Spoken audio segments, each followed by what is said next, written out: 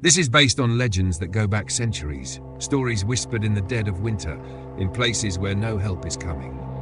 In the vast, frozen wilderness of Alaska, something waits in the snow. It doesn't feel cold, it doesn't leave tracks, and it only comes when you're truly, completely alone. They call it the Wendigo. Most people think it belongs to the Great Lakes tribes, an emaciated creature with sunken eyes and a hunger that never ends. But the thing is, the Wendigo isn't bound by borders. It follows desperation, starvation, isolation. It follows you. Alaska is the perfect place for it. In the dark months, whole towns vanish into silence. Roads disappear under snow, satellites fail, radios crackle, and sometimes when the wind dies down, the woods don't sound empty. They sound like they're listening. There are stories of hunters going out for a few days, never returning, and then stumbling back weeks later, bone-thin, wild-eyed, with frost-bitten hands and mouths still stained with blood. Of cabins found torn open from the inside, no sign of a struggle, just half-eaten food on the table and strange claw marks on the ceiling.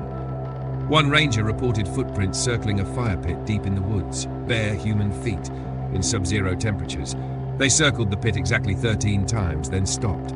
No tracks leading away, just gone. He followed them. He shouldn't have. He said he saw a shape between the trees, tall, skeletal, its limbs too long, its joints bending wrong. It didn't move when he aimed his flashlight. It only moved when he blinked. He never went back to that post. The Wendigo doesn't chase you like an animal. It doesn't roar. It waits.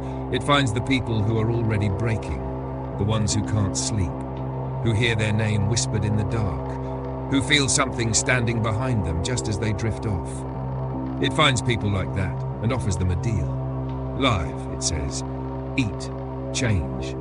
They say once you hear it speak, it's already too late. You'll feel warmer than you should. Your hunger will go numb. And the next time you hear footsteps in the snow, they won't be yours. There was a hiker who got stranded north of Nome during a whiteout. His radio stopped working. The snow buried his tent. He started walking, hoping to find shelter. After the third day, he said something started following him. He never saw it, just heard breathing, crunching in the snow, just out of sight. He said he passed a frozen lake and saw someone standing on the ice, not moving, not shivering, just staring at him. He made it back, but his climbing partner didn't. When they found him weeks later, the partner's body was stripped to the bone, but the meat hadn't been cut, it had been gnawed. The hiker doesn't talk much anymore, except once.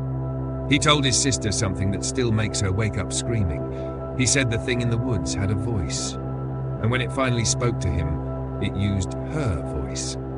Are you alone right now? Can you hear the wind?